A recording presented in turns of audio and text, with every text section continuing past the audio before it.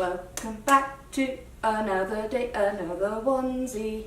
This is actually the boyfriend's onesie. I feel like, you know, when talking about sad topics or intense topics, it just adds a little bit of fun. And another day, another puppy.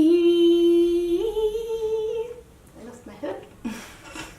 My hair looks pretty awful, but I need to do this because I said that I would on Twitter a while ago and I haven't done it yet. So today, everybody, I am going to be talking about anorexia and veganism.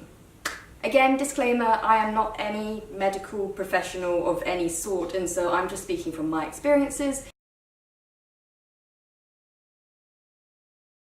Also to the vegan community, don't come for me, okay? Because I have very, very good reasons for what I am going to talk about in this video. As you guys know, I have been struggling with various different mental illnesses. If you want to see the video where I highlight everything briefly, then you can click on it, it's there somewhere I'm sure. And I've also just done an anorexia recovery video talking about more of like the uglier sides of it, so if you'd like to check that out as well, then feel free. I have had anorexia for over a year now, and I've been back and forth from recovery lots of times and relapsing, etc., which is fine. If you are in that position, at least you're trying. Last year in, I think it was June or July, I decided that I was going to go vegan because I've been vegetarian before. Animal rights is something that I feel very, very strongly about. I would be, you know, doing it for ethical reasons as well as like sort of on the side to help myself as well. My reasoning behind this, or my thoughts behind it, was that I was going to be taking something negative, which would be food for me, and turning it into a positive. So whenever I'd feel negatively about eating something, I could think of all the positive connotations that were along with it because it wouldn't include any animal products at all. And this actually really helped me. I think I was vegan for about 6 months, and in the beginning it was amazing. I could go out and do my own shopping in the evenings, which I hadn't been able to do before, but because I was, you know, making a stand and doing something right, I felt encouraged to go out and buy my own things, because naturally if I didn't, then I couldn't carry on with my diet, and I wanted to carry on making a difference. It gave me a real sense of personality and who I was, because a lot of the time I say to people I'm really scared of recovery because I'm not too sure who I am without the trauma that happened to me, almost like that is who I am because it happened over such a long period of time, that I feel like I don't have an identity anymore, that I don't feel like I'm an individual.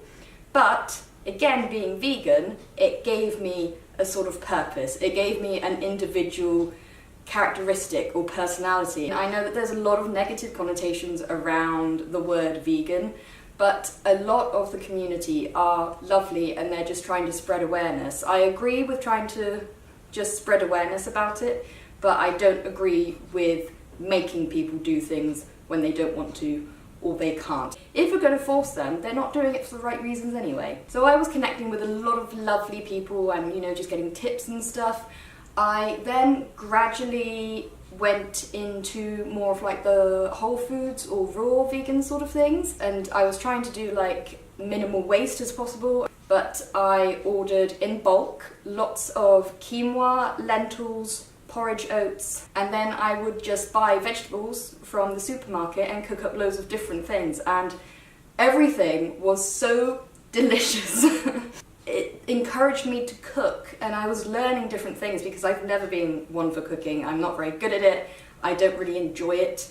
But while preparing and cooking vegan meals, I really got into it, and everything tasted so nice, and I was like, how have I made this? This is crazy. I was also making sure that I was getting everything that I needed, vitamins, minerals, protein, calcium, everything like that. And it is genuinely so easy. A lot of people think that on a vegan diet, you know, where do you get your calcium from if you don't drink milk? Or where do you get your protein from if you don't eat meat? I can tell you now, everything can be found in vegetables. It's ridiculous the amount of nutrients that you can get just from vegetables. If you do it wrong and you're not getting the nutrients you're getting, you're going to start craving other things.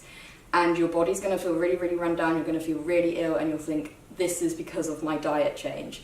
Yes, it is, because you're not doing it right. Basically, you have to do the research and you have to be committed. Another pro is I haven't felt more amazing. No, perhaps not. I have never felt more amazing throughout this whole dark period that I've been in than when I was vegan. I felt really good. I had energy. I wasn't compelled to sleep all the time. I was waking up really early in the morning. I was sleeping well. Like I said, I had energy. I could do things around the house. Everything just seemed a little bit lighter. My hair was amazing. My nails were great. Just my skin was lovely. Everything about it. My bowels were regular. And as you know, I've spoken about IBS and stuff, talking in my recovery video. I also then started making my own almond milk in the morning. So when I did my bulk buy of Whole Foods, I bought loads of, like, a lot of almonds as well.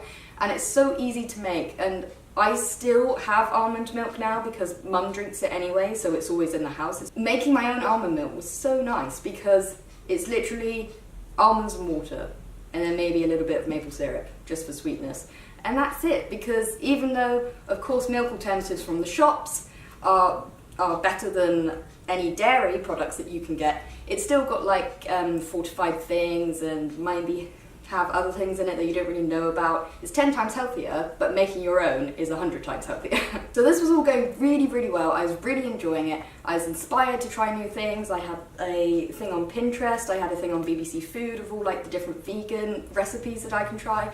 I was making desserts, I was making brownies. I was eating 3 meals a day. I was cooking for my boyfriend as well, and he actually really enjoyed the meals that I was making. Now we're going to do the cons and talk about the dissent and talk about why this didn't work for me. Yes, it worked amazing in the beginning, but as I spoke about before, the anorexia in your brain will take a lot of positive things and use them against you. Yes, veganism made me stronger, but I think it was only inevitable that it was going to beat me eventually. The main thing is that I had to go out and buy my own food. Like I said in the beginning, this was so positive and really, really helped me actually get out the house, even if it was just once a week, a couple times a week in the evening. Then naturally my brain started thinking, well, if you don't go out and buy anything, you literally can't eat anything. And that's what gradually started to happen, starting to use the whole vegan diet against me.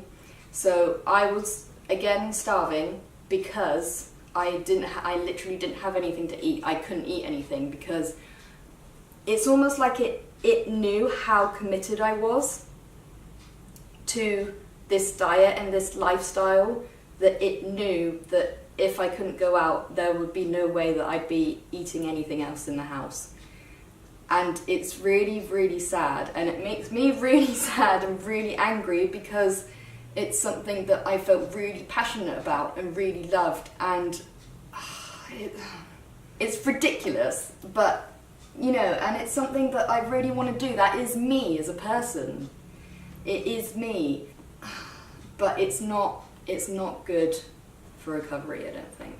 During this time, I think it was around November time, I started seeing my new therapist. He asked me how things were, and I said, honestly, not great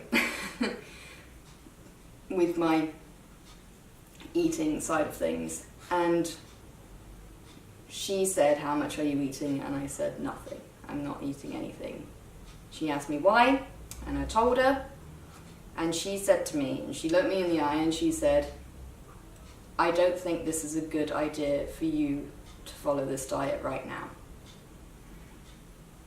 And I said, but Jude, it's something that I feel really passionate about. I can't go back to eating, to eating other things that contain animal products. And she said to me, you need to, because you will die if you carry on this way. And so naturally that sort of like, hit home a little bit that yes, this isn't the way to go. As much as I really, really want to do it, I can't do it while I'm recovering because I think with any diet, if you've got anorexia, you try following any diet, it's gonna do that to you. Again, everyone's different, but I think it is a strong thing. So gradually, I had to start picking at bits in the house. Jude said to me, you have to eat as and when you feel hungry, and if you crave anything, let yourself eat it, because that's the main priority. That's your priority at the moment, is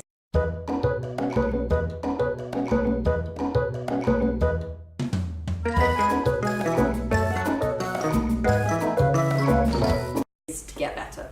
And she said that once I'm fully recovered, she thinks that I'll be able to go vegan completely and not have any problem at all, because she knows that I'm very passionate about it.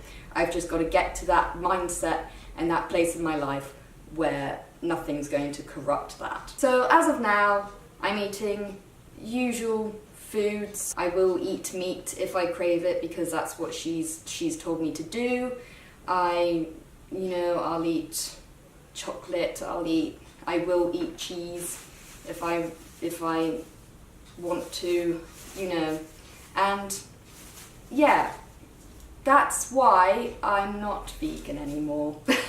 I guess this video is just more about sharing my experience, but also awareness about how strict and how caring you need to treat your recovery. You really need to look after yourself and do what is best for you. Yes, you may have really strong beliefs about other things, you might be really, really passionate about other things that aren't you. You 100% need to put yourself first while you're recovering from anything. Practice self-love and self-care and self-acceptance, because I felt so guilty when I had to start eating normal foods, but I had to accept that this is the way that things are right now, and there's nothing I can do about it apart from work on myself to get through it and get better. I hope this has helped you guys a little bit. Be careful with the things that you try in recovery. It's always best to speak to a doctor or a medical professional or therapist if you have one. Again, some things might feel like they're working in the short term, but they might make things worse in the long term. But don't lose hope, because I believe that you will get there. Just want you to do your research and to be very careful and to love yourself as a person. I think that's it for today.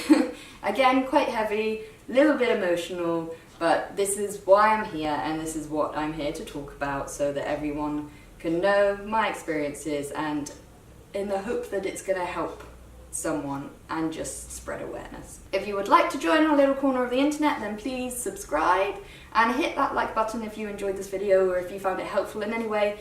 Feel free to comment any of your experiences down below. I will get back to you. I will definitely get back to you. Social medias are in the description. I'm very active on Twitter and Instagram. So thank you very, very much for watching, everyone. And we will see you in my next video. Bye.